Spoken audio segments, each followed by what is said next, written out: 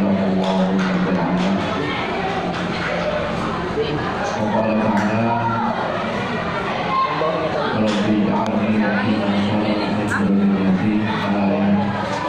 Qala Rasulullah sallallahu alaihi wasallam. Sadaqallah wa sadaqa Rasulullah sallallahu alaihi wasallam. Ibu sekalian jamaah Islam yang dirahmati Allah Subhanahu wa taala. Alhamdulillah wa syukurillah pada kesempatan pagi menjelang siang hari ini kita dapat berkumpul kembali di majelis ta'lim ini melanjutkan jalan musnah. Mudah-mudahan pertemuan kita ini berbuah di dalam jalan berkahi oleh Allah Subhanahu wa taala. Salawat serta salam berjasa oleh panjang baginda kita dan besar Muhammad sallallahu serta keluarga dan para sahabatnya, mudah-mudahan kita dapat mengikuti suri tauladannya dan baju masih dalam kurang 20 oh belum ada pun 10 nih ada 10 lagi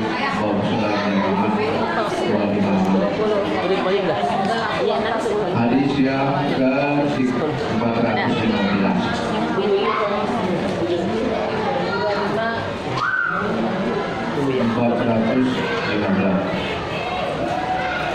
Saya bacakan langsung hadisnya.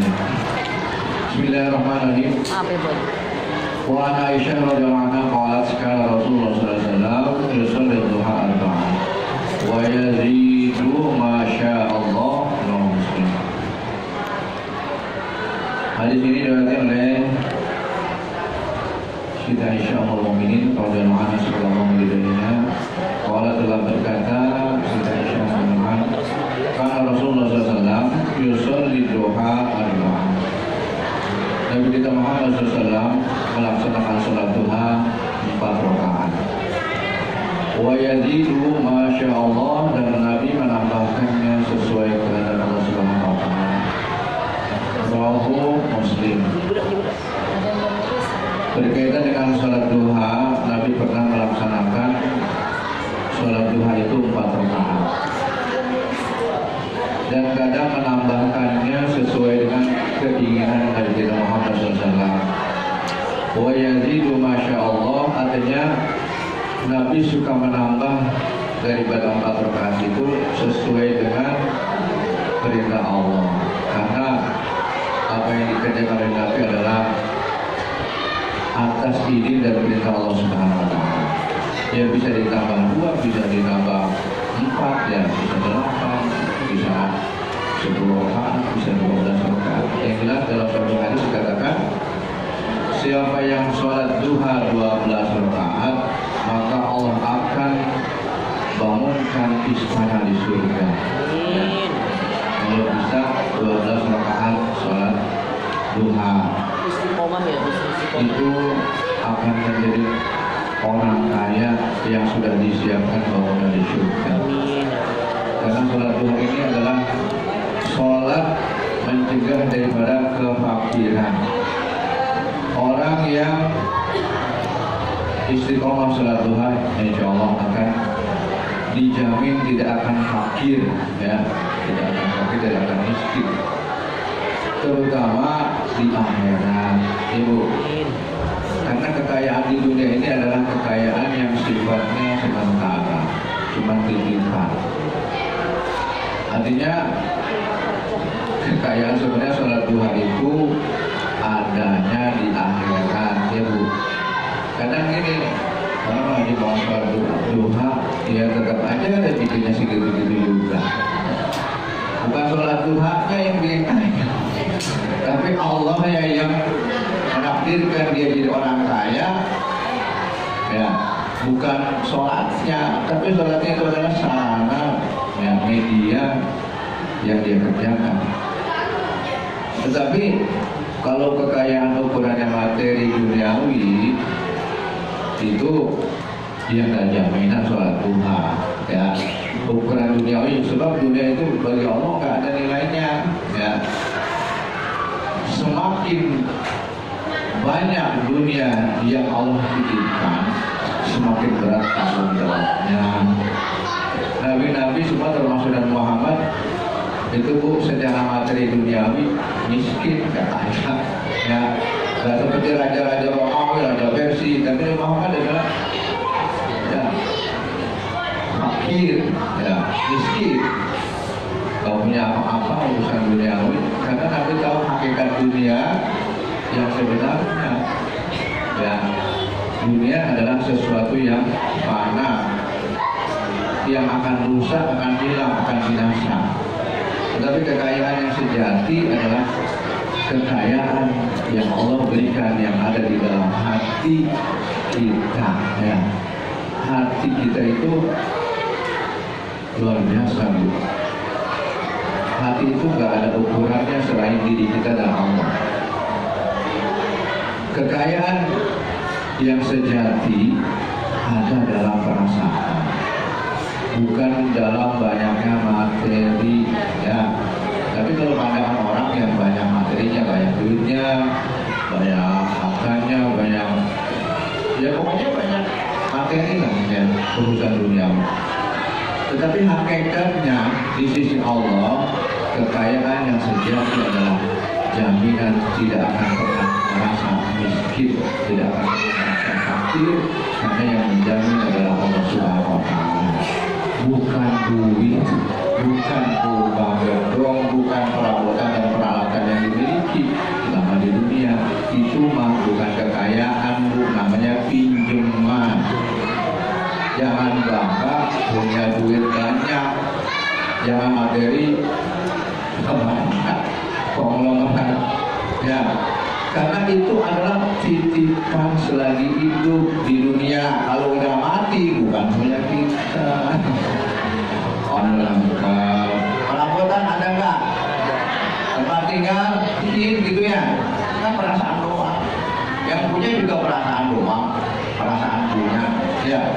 Padahal mah dia dibudakin sama hartanya. Semakin banyak yang dimiliki materi duniawi, semakin repot. Ya, Bu, repot. Ibu kalau dunia miliaran juga belum tentu mau duduk di sini ngajinya. Pindah ke Istiqlal, kalau nggak keluar Jawa, panas keliling-keliling. Kalau dunia miliaran ya belum tentu di sini. Makanya bilang bahwasanya kekayaan yang sejati ada di dalam hati, sampai di bawah hati, sampai ada ilahinya. Udah merasa cukup dengan apa yang Allah berikan, banyak atau sedikitnya relatif, ya Bu. Masalahnya orang nggak pernah akan puas selama di dunia kecuali sudah disumpelin tanah atau dipendam di dalam tanah baru puas dah ya. Pas nggak puas, mati. Emang butuh apaan? Kalau udah mati nggak butuh apa-apa. Tapi ya, makanya kekayaan yang sebenarnya kita bisa ibadah dengan sebaik-baiknya, kita bisa punya tabungan di akhirat, itu deposito, investasi akhirat. Sholat kan intinya kita ini diterima Allah, Ibu. Mudah-mudahan sholat kita diterima Allah. Kalau diterima Allah, walaupun sholatnya cuma 2 rakaat, ya itu abadi, kan ada nanti datanya. Sholatnya banyak tapi nggak diterima, ya buat apa? Nggak ada nilainya, ya. Makanya kita minta sama Allah, Rabbi ja'alni muqimah shalah wa min dzurriyyati. Ya Allah, jadikanlah saya termasuk orang yang senantiasa mendirikan sholat dan anak keturunanku itu ya. Doa minta sama Allah, minta maaf Allah. Sholat yang karena Allah dan sholat yang karena hawa nafsu beda. Sholat Tuhan nafsu pengen kaya, nggak kaya-kaya. Udah nggak ada pahalanya, nggak kaya juga. Sholatnya nggak diterima, ya. Kenapa? Sholatnya nafsu, bukan lillah. Udah sholat dulu kayaknya apa kayaknya sih gini-gini juga. Kadang-kadang apa? Akhirnya sholatnya disalahin, ya. Akhirnya akhirnya nggak ikhlas. Akhirnya jadi kecewa, ya. Makanya itu sholatnya tandanya karena nafsu, bukan karena Allah. Kalau karena Allah sholatnya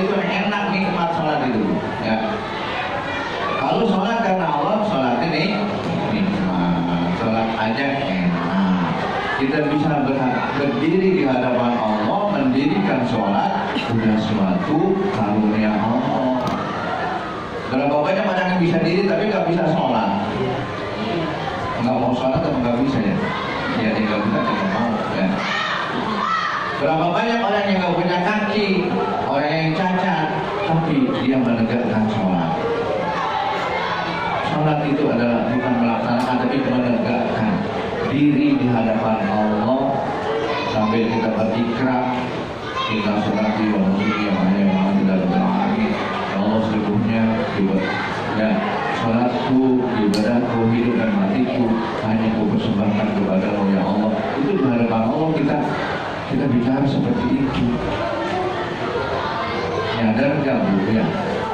Sadar nggak ketika kita sholat kita ikrar di hadapan Allah, ketika doa kita inna sholati wa nusuki wa mahyaya inni wajjahtu wajhiya lilladzi fatara samawati wal ardh. Kita hadapkan wajah kita ini kepada Allah pencipta langit dan bumi, berikrar inna sholati wa nusuki, sholat ibadahku, hidup dan matiku hanya untukmu ya Allah, bukan untuk suamiku, bukan untuk keluargaku, bukan untuk siapa-siapa, tapi untukmu ya Allah, gitu ya sholatnya.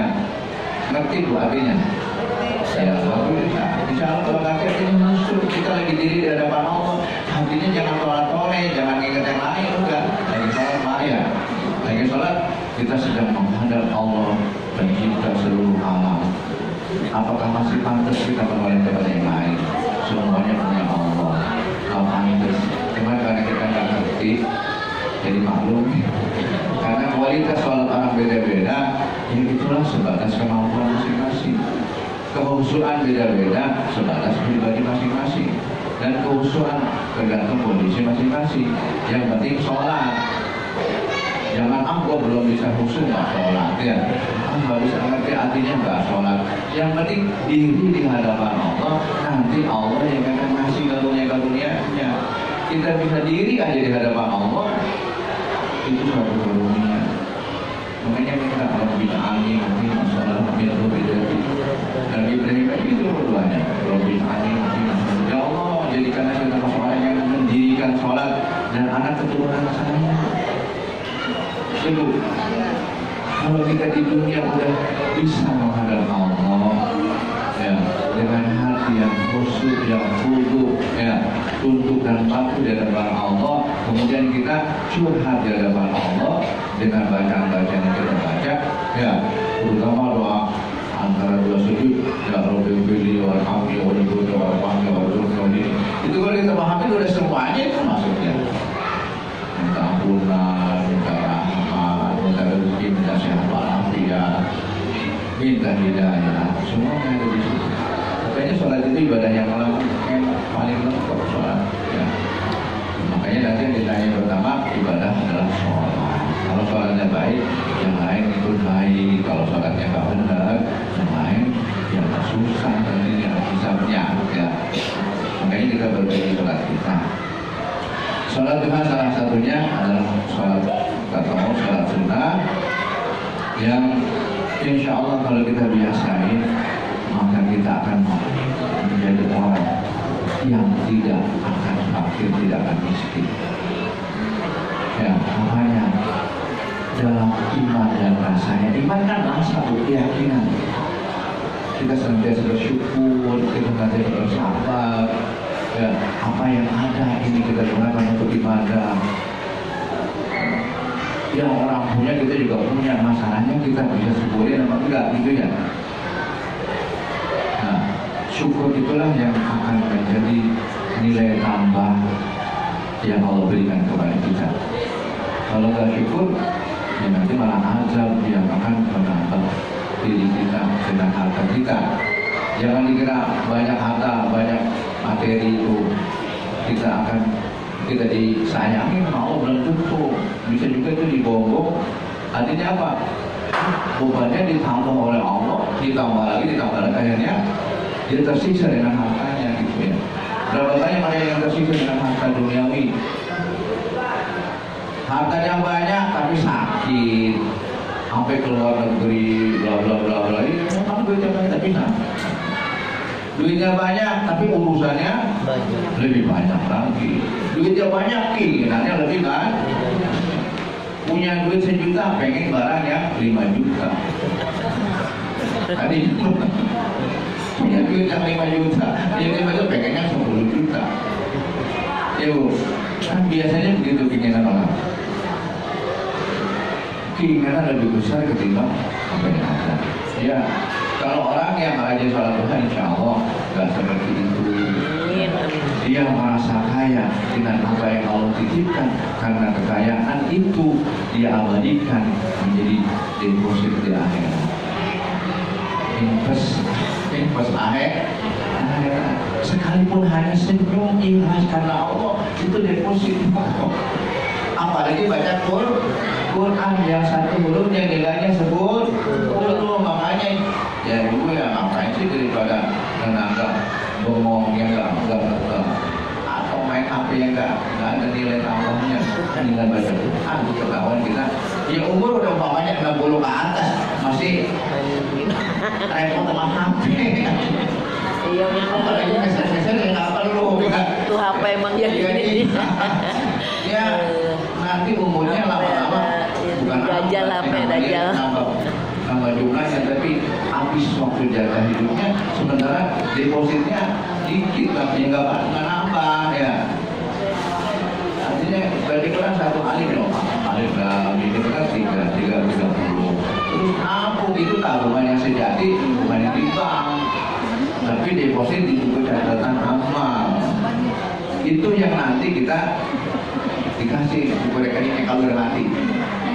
Kalau udah mati, tabungannya kalau bisa dilihat itu kalau udah mati. Kalau sekarang belum. Sekarang pahalanya sholat 2 rakaat, sholat sunnah subuh aja nilainya lebih besar dari dunia dan isinya. Ya kalau dikasih di dunia gimana? Nggak kuat. Sholat di jenazah, pahalanya 1 kirot. Nanti di kuburan 2 kirot. 1 kirot itu sama dengan gunung Uhud. Ya kalau dikasih sekarang rumahnya yang kontrak malah jadi mana? Pahalanya kan itu. Nanti kalau udah mati. Cuman kalau udah mati saya kan nggak bisa nambah lagi satu nilai pahala pun nggak bisa. Ya. Ada orang hafal Quran, ya, nanti di kuburan dia ngaji aja, yang ada nilai juga.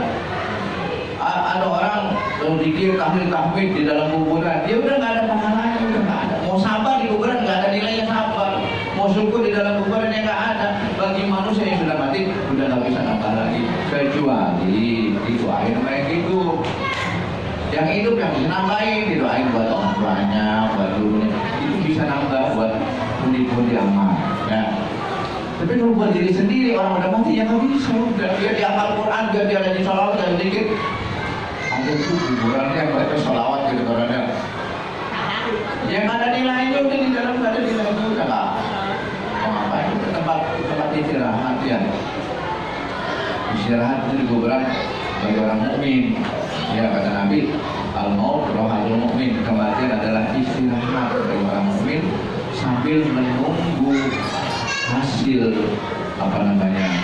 celengan-celengannya nanti ya, dibalas. Tapi udah nggak lihat itu Bu, di kuburan udah nggak lihat. Al-dunya surdubul amal, al-qabru surdubul amal. Kuburan itu adalah kotak amal, atau kotak amal Bu. Amal. Tadi buka di kuburan kotak amal kita masing-masing Bu, ketahuan isinya apa? Dikasih lihat kok kotak amal isinya apa? Emas permata kita berlian tuh amal soleh, waktu ngajinya, waktu baca Qurannya, waktu puasanya, waktu dibakti masuk aku itu ada semua di situ. Ya, waktu dibuka, girangnya Bu, kuburan girang bagi orang mukmin begini. Ya, roha istirahat, rohanya enak. Ya. Kalau orang mukmin itu istirahat kuburan, tapi nam kanaumil arus, tidurnya seperti tidur pengantin. Ibu pernah alami tidur pengantin kan? Kayak apa senangnya? Ya, pokoknya senang dah tidurnya. Gak terasa tahu-tahu kiamat. Enggak kayak tidur orang dikejar-kejar utang, dikejar-kejar rampok. Ya, tidurnya bulas, enak, menyenangkan di taman surga. Ya. sebagai orang beriman, roha, istirahat dari kesibukan duniawi yang tugasnya adalah ibadah. Udah nggak sholat, udah nggak puasa, udah nggak apa-apa, itu udah kubur. Makanya kalau mau istirahat total ya udah kubur antar. Kalau di dunia kalau masih ada nafasnya itu masih tugas ibadah, masih menjadi tugas. Ya makanya kita ini beruntung Allah berikan karunia ya menjadi orang beriman. Kita harus benar-benar konsekuen dalam iman kita menjalani Islam, sholat, dan kita lima waktunya bagus, ditambah sholat sunnahnya, udah itu istiqomah dah ya. Istiqomah itu lebih baik daripada 1000 karomah ya. Istiqomah itu lebih baik daripada 1000 karomah. Ibu bisa terbang ngamalin sesuatu tapi tidak istiqomah, mendingan istiqomah walaupun satu alif ya. Kenapa? Karomah itu Allah berikan sesaat, tapi istiqomah ibarat air mengalir itu nonton istiqomah ya. Kalau kemuliaan kan saatan, tapi istiqomah. Orang yang ngajar ngaji walaupun hanya bisa satu alif, dia istiqomah ngajarin alif ya. Alifnya nyambung, kamu dari anaknya turun ke cucunya, turun emang dia bisa ngajarin itu terus. Bisa-bisa dia masuk surga nanti dibukain nama alif. Kenapa? Karena alifnya nyambung sampai hari kiamat. Itu jariahnya. Sholat sampai juga. Kenapa kita biar bisa sholat ya, dan anak keturunan kita biar nyambung.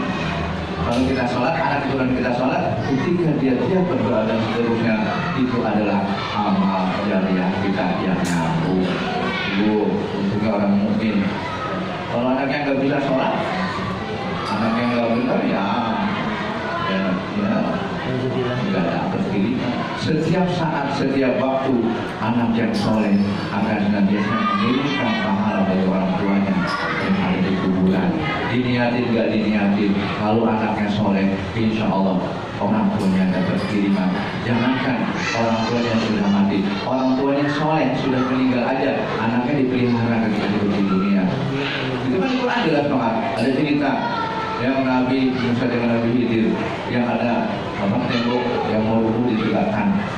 Itu kan di bawahnya ada penerima harta karunnya orang, anaknya yatim piatu di situ ya, di bawah tembok yang muru. Kalau tembok itu rubuh nanti itu kesingkap diambil orang. Allah pelihara. Kenapa? Allah pelihara Nabi dan Nabi untuk menegakkan kembali tembok itu supaya apa? Supaya nanti kalau anak yang terjadi sudah besar baru diberikan oleh Allah. Kok bisa begitu? Karena orang tuanya soleh-soleha. Karena orang tuanya almarhumah itu ibadah waktu hidupnya. Dia mati, anaknya masih kecil, jadi piatu dipelihara sama Allah. Makanya nggak usah khawatir ya. Asal ibadah, orang tuanya ibadah. Kalau orang tuanya ahli maksiat, kalau orang tuanya gak ibadah, dia nggak dipelihara, jadi binatang liar ya. Nggak dipelihara sama Allah. Manusia kan ada yang liar, ada yang jinak. Kalau yang jinak itu yang dipelihara sama Allah. Mau patuh, mau taat, ibadah sama Allah. Ada yang liar dia jadi binatang buas. Namanya binatang liar, manusia kan dia binatang. Ya akhirnya makan, siapa yang kuat makan yang lemah. Jadi begitu manusia sama aja. Nah, makanya kita ini selagi hidup, apa yang kita perbuat nanti baliknya kepada kita. Kalau baik baliknya baik, kalau jelek baliknya jelek. Makanya kita dipesan Nabi, birru abakum kabirukum abnaukum. Berbaktilah kamu kepada orang tuamu, nanti anak-anakmu akan berbakti kepada kamu. Kalau sekarang anak kita kalau berani ngelawan, kalau berani marah-marahnya seperti yang kita kayak sendiri waktu dulu kita marah gimana? Kita dulu begitu juga kali ya, jadi dibalas oleh Allah. Tapi kalau dulu kita malu dan sebagainya, insya Allah kita pada nurut, pada patuh.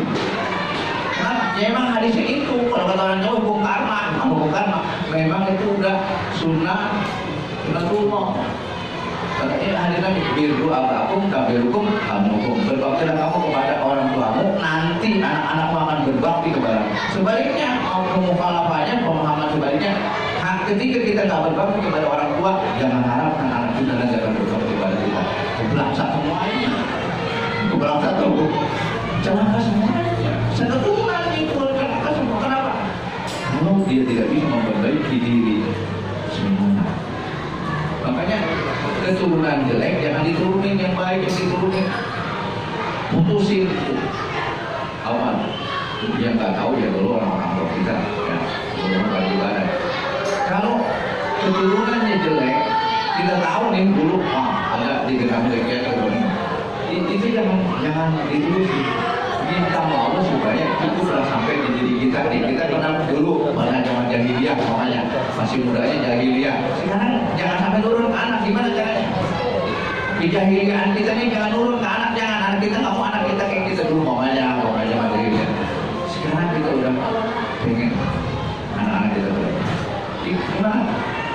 Satu kita tobat, yang kedua menyesalin, ganti dengan yang baik-baik, dan jangan pernah ceritakan masa lalu kita yang jelek mana, jangan bu, ya dulu begini. Jadi ceritain ke anak ya. Dosa yang paling Allah benci adalah ketika orang berbuat jahat di siang hari, yang ngomong-ngomong kita maksiat di malam hari, dia cerita-cerita di siang hari. Padahal Allah udah tutupin, kalau dia ngomong-ngomong kan gak ada yang tahu. Kalau dia ngomong, berarti dia bangga dengan kejahatannya, dengan kemaksiatan. Itu dosa yang Allah gak ampunin, yang Allah paling benci orang itu. Allah dengan kasih sayangnya udah ditutupi. Kita berbuat maksiat di siang hari ini, malam ya udah istighfar. Kalau kita tahu, bukan malah diceritain orang berbuat maksiat malam hari siang, semalam gua habis begini dong, begini wah orang itu WA cerita panjang hebat, cerita kejelekan sendiri. Itu sih pun sama juga bunuh diri. Tidak boleh. Allah sangat benci seperti itu. Jangan sekalipun sama anak. Ya, kalau kebaikan silakan. Ya, tapi jangan juga jangan sombong ya.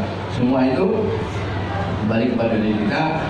Orang yang kaya adalah orang yang hatinya ya kaya pada yang kedua Allah warna ya menerima dengan titipan kehidupan duniawi banyak atau sedikit relatif, yang penting bisa digunakan untuk ibadah kepada Allah Subhanahu wa taala.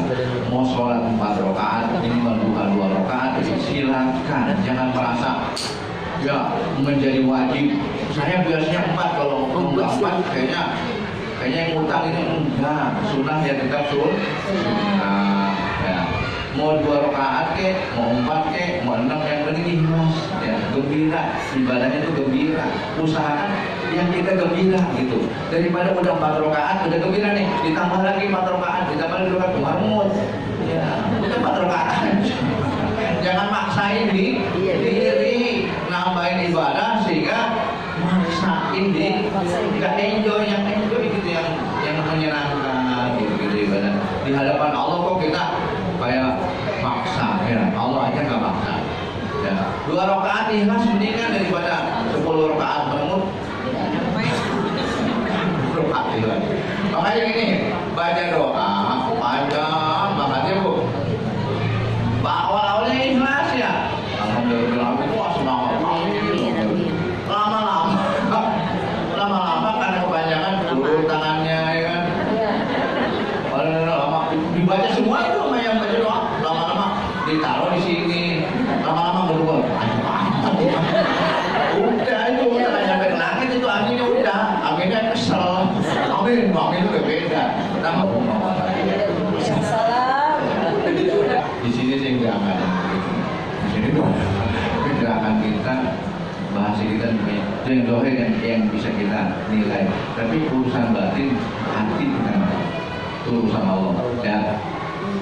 Makanya iman adalah suatu keyakinan yang ada di hadis orang mukmin, karena yang paling besar adalah keimanan yang bisa ditampung oleh orang mukmin. Otak nggak bisa menerima keimanan, otak nggak bisa, otak yang logis. Iman itu nggak logis. Iman itu adalah keyakinan nggak bisa rasional, nggak bisa. Ini bisanya yang rasional, yang otak kan hanya membedakan yang baik buruk ya. Tapi keyakinan, makanya keyakinan mengalahkan pengetahuan. Ya, orang tahunya begini, tapi dia yakin. Ya, dia nggak ngerti ini doa suatu amalan, tapi dia yakin. Oh, zaman dulu orang baca ya Hayyu Qayyum dikasih amalan. Lalu dia baca ya Qayyum, ya Qayyum, pengen bisa terbang dia. dan dia pahamnya ya itu ya bisa merenung gitu. Makanya bukan itu. Jadi keyakinan itu bisa mengalahkan. Orang tahu api itu membakar, tapi Nabi Ibrahim yakin kepada Allah, api dingin.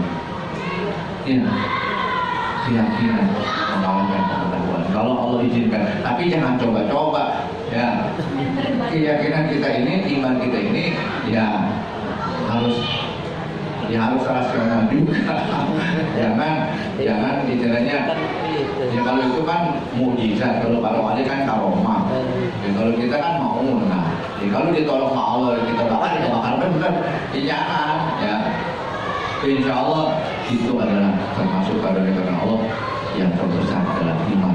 Makanya ketika kita sholat apapun sholatnya, termasuk sholat duha, yakinlah bahwasanya setiap sholat sunnah itu ada fungsinya, ada hikmahnya semuanya. Kenapa kok sholat sunnah itu beda? Karena kita banyak sekali kebutuhan.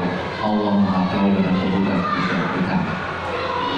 Yang umum sholatnya sholat hajat apapun sholat hajat 2 rakaat. Tapi sholat yang spesifik yang memang dicontohkan oleh Nabi dan fungsinya dijelaskan dalam hadis, termasuk sholat tahajud itu untuk mengangkat derajat, sholat duha mencegah daripada kefakiran dan kemiskinan, sholat duha, sholat apalagi istisqa minta hujan, sholat kusuk dengan mati orang kusuk dengan bulan, terus masuk sholat sunnah yang lain. Ya, itu ada fungsinya masing-masing. Jadi kita harus paham. Tapi tujuannya bukan itu, tujuannya adalah ibadah kepada Allah, ikhlas kepada Allah. Tapi ini adalah motivasi. Kalau kita sholat ini, insya Allah sholatnya akan menghasilkan ini, itu ya. Sholat duha akan dijamin dunia akhirat. Enggak. Ibu, ibu merasa nggak yang rajin sholat duha? Rasa. Merasa cukup?